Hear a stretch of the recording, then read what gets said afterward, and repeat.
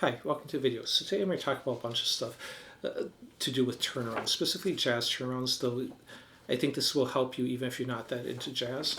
I'm going to show 16 different turnarounds, and I'm also going to talk about variations you can do on those, which will multiply the number significantly. Talk about chord substitutions using flat third and flat fifth techniques to get altered chords without having to memorize new chord fingerings. I'm also will have my Patreon page, this sheet which shows all the chords I'm going to be using today, which you can download for free on that in case you don't know some of these chords. And all of this other than the chord sheet comes from that's why it's jazz improv class from where I attended G.I.T back in 86, 87. And I have a whole series, and that's what this video is kind of intended to be part of, talk about the different instructors and curriculum from the time when I attended there. So you can check out that. I'll put a link up in the corner. But let's go and jump into this. So the first thing we're going to talk about is, so turnaround is just when you take, like for example, on this first page, it shows a basic progression, D minor 7, G7, C major 7 to G7, which would be a 2-5-1 and then a 5, and then it's assumed that that 5 is usually going to be going back to the 1 again, so it's a 5-1 progression. Now when I'm saying these numbers, it's just if you count on the C major scale, you know, C, D, E, F, G, A, B, C, and numbered in 1, 2, 3, 4, 5, that's what it's referring to. So 5 notes up the scale, make a chord off that, and that's your G chord, which happens to be, if you keep it in key, a dominant 7. If you go a second note, that's a minor 7 chord if you make a chord off that. So anyways, now what they're going to do on this is try and make it more interesting. So instead of doing that ending, which is just a C major 7 to a G7, he shows a couple basic ways to make that more interesting. Basically, instead of just doing, you know, G7 and then C major 7, which is fine, it's going to be A7 to D minor 7 to a G7 to a C major 7. Again, I'll show many different variations using different chords, but that's the first one. So basically, this is just a series of 5-1s.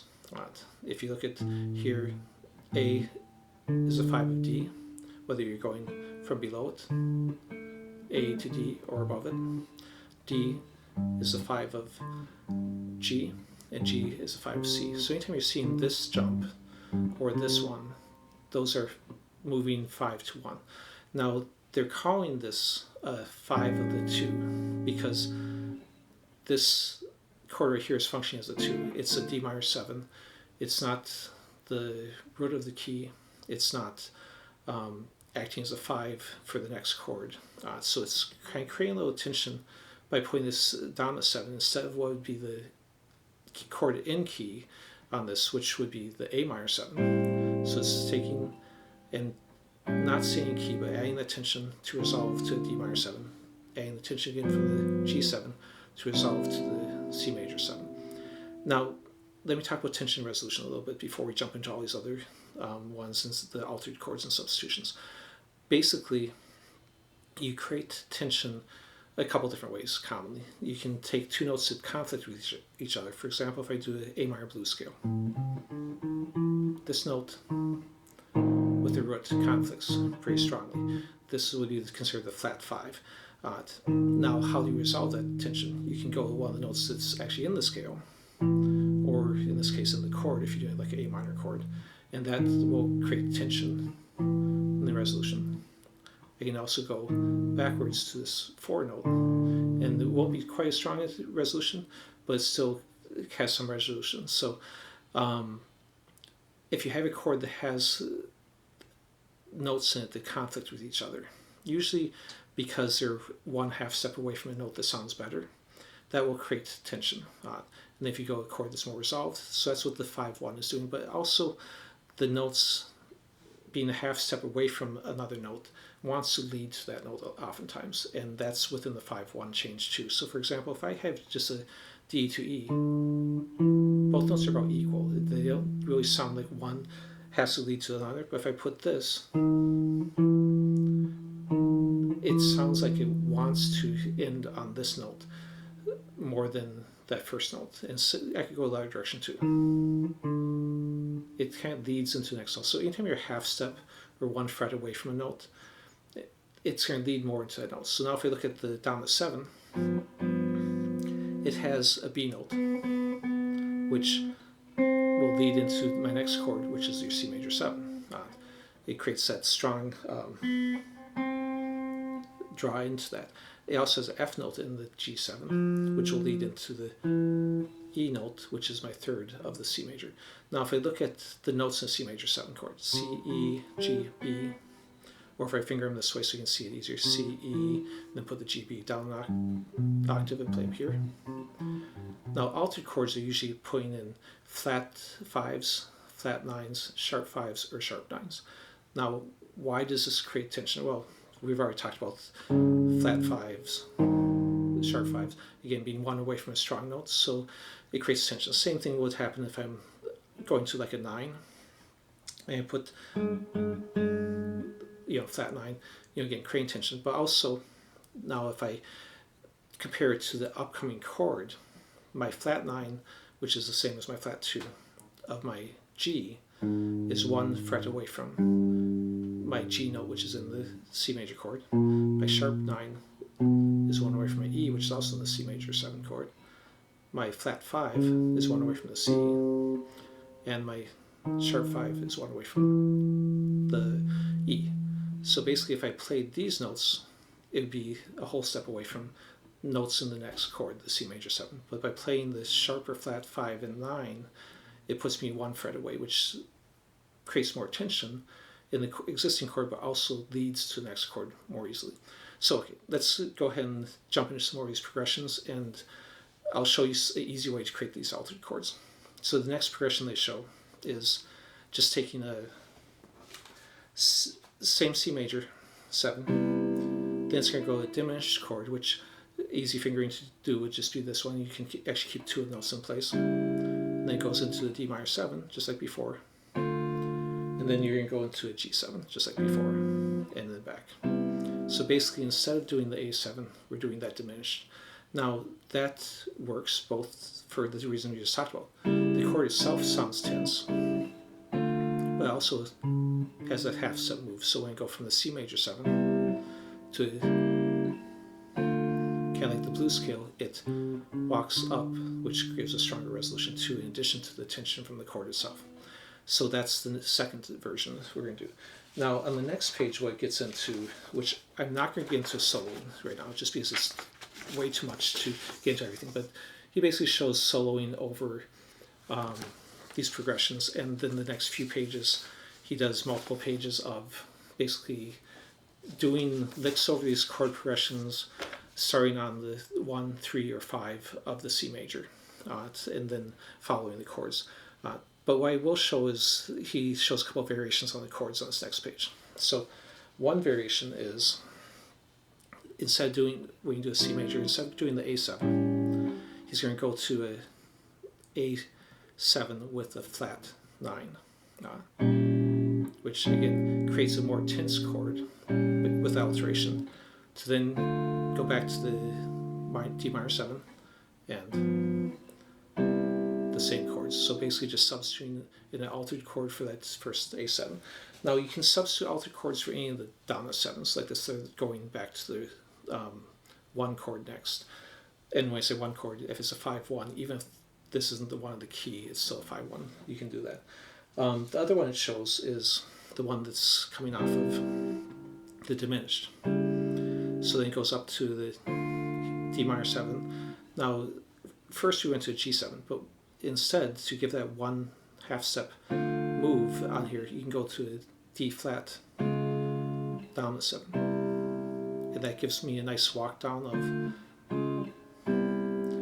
and it still works because this is where we get into the flat 5 they were talking about.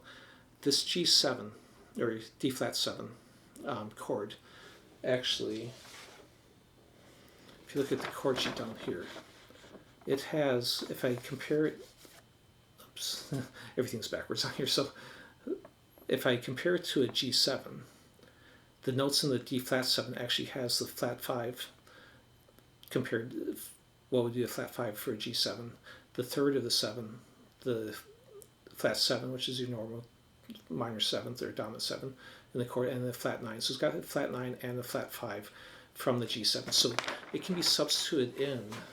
Anytime you have a dominant 7, if you go up a flat 5 and play a dominant 7 instead, you'll end up with an altered chord, and you can use the same dominant 7 fingerings you'd use in any of your other playing. But when you think of it in relation to this G, especially if the rest of the band is still playing in G, you can then hear the alterations in there, which will then give a stronger resolution back to my C. Okay, so an easy way to come up with these is if you look at the bottom part of this handout, basically if you go a minor third up from your 7th dominant 7, in this case a G7, and continue to go minor 7s, you end up with chords that are automatically altered.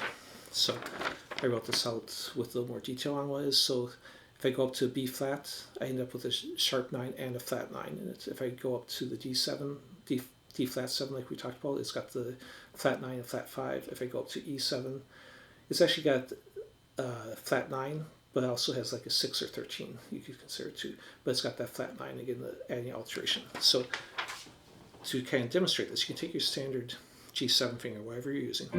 If I go minor third, which is this 1, 2, 3 frets up to B flat, go again 1, 2, 3 up to D flat, again 1, 2, 3 up to E, and then 1, 2, 3 again up to G. I've got, by going minor third either direction from the G, I could start on the G here and go back.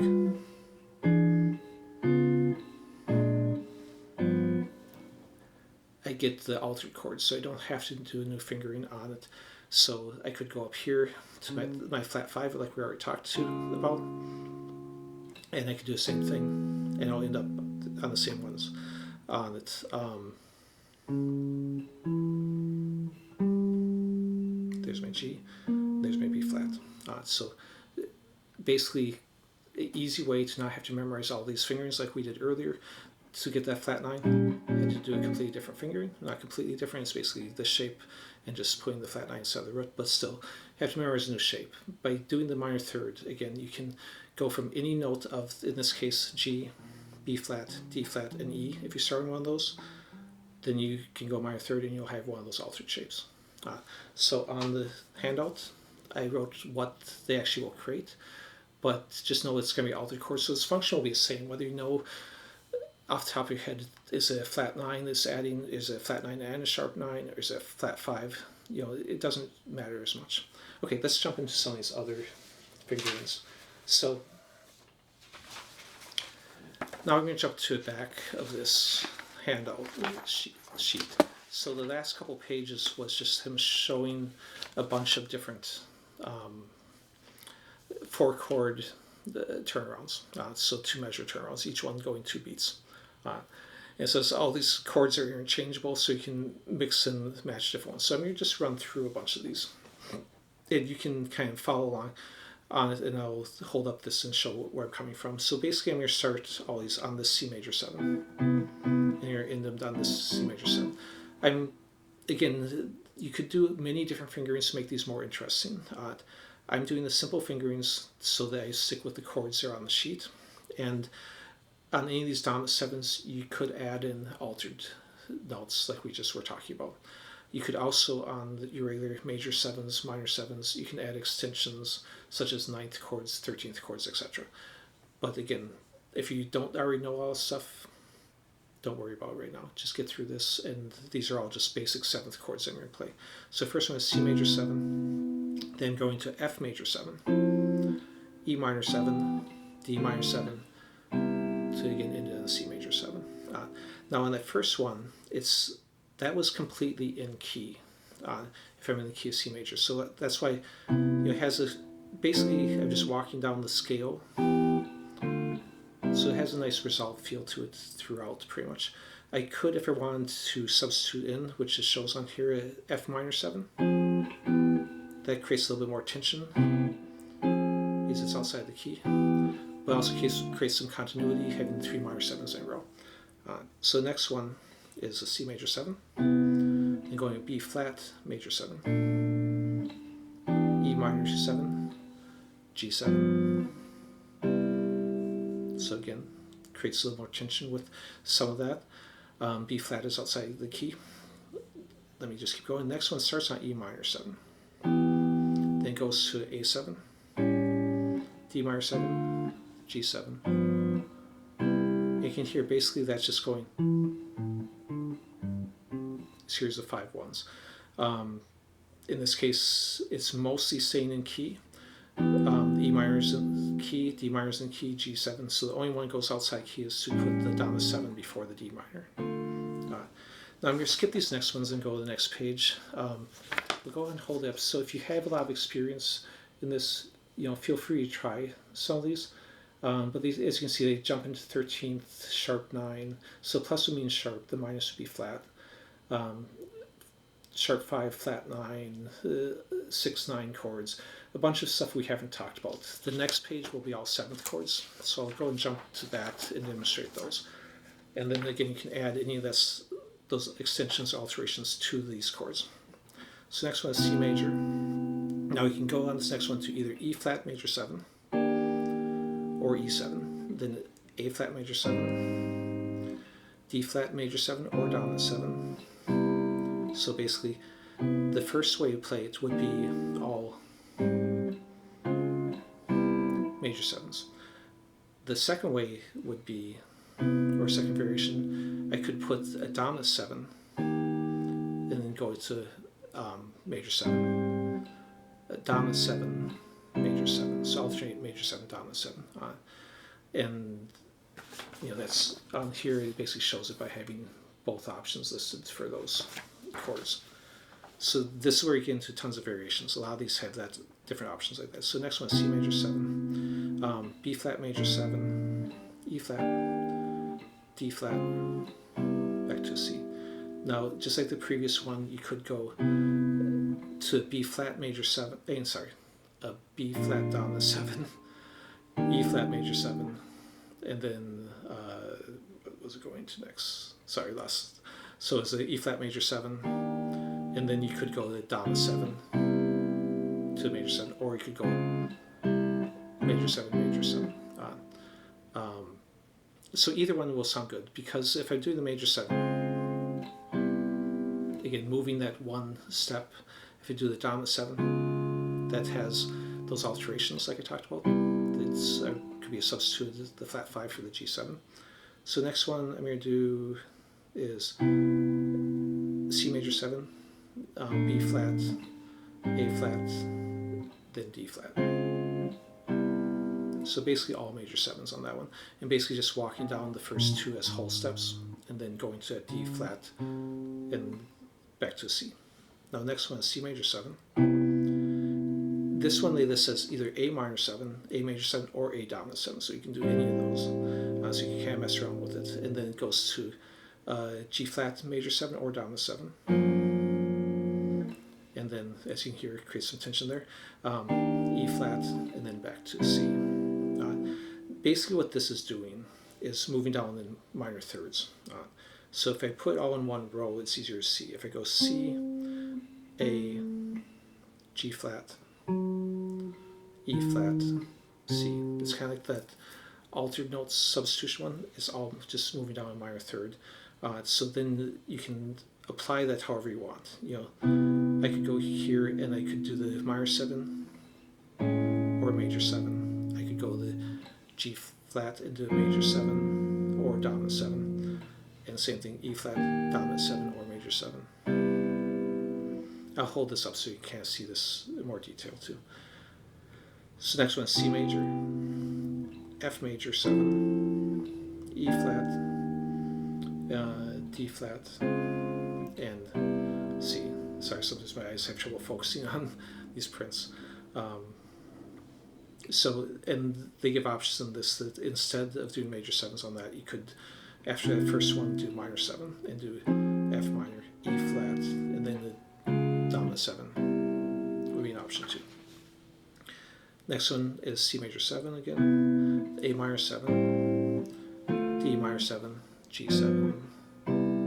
You hear that one sounds pretty resolved all the way through because all those chords are in the key. It's basically just going from the C to A minor, which would be a 6, 2, 5, 1 in the key.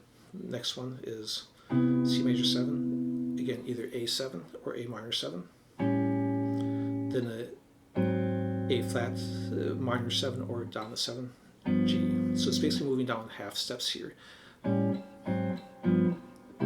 resolving back to C, or minor 7, dominant on that. So the next one is C major 7, A minor 7, A flat, so again the half step move, but then going G, the D flat 7 to substitute for that G. So again that would be, and normally this would be 2 beats each. I'm just running through them so you can hear the sound of them without any rhythms attached to it. So the next one would be C major 7, E flat 7 or major 7, D flat, D flat, and that. So again, it's basically walking down, starting from E flat, D flat, that. So you could also do it either major 7 or down to 7 for each of those. Okay.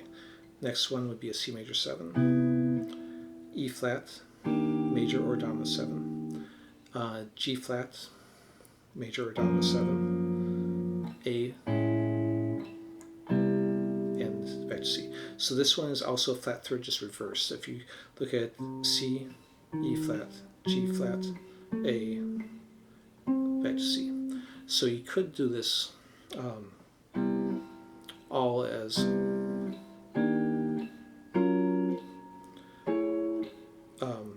the same fingering moved up. I'm avoiding that usually on these because some of you might be playing acoustic guitar and might not be able to reach up, so I'm trying not to resolve up to this C, but come back to this C. So that's why instead I was playing it C major and then moving to this E flat and then down to this G flat and then to A and back to C. Anyways, so let me hold this up so you can kind of see what all is doing. So as you can see, you can add in any of those variations that are written underneath. So a lot of them have 2 or in some cases even 3 chord options. So there's a ton of variations you can do on this. Okay, so then hold up the chords too so you can see that in more depth. So basically on this I wrote 2 different C major 7 fingerings, 1 on 5th and 6th string, 2 D minor 7, same thing, 3 G7s. I don't think I actually used this fingering when I was playing it, but that would be just like your C shape, moved up the neck with pinky adding the 7th in, so that could be substituted for any of these, as a good option. And then the C sharp diminished, which you can move that to any fret and still use the same shape off the 5th string. The A7 flat 9 that I played when I was doing this fingering earlier. And then the moving up in thirds on the bottom with the one in parentheses, what the name could be considered or how it would sound in context if you're substituting it for a G chord.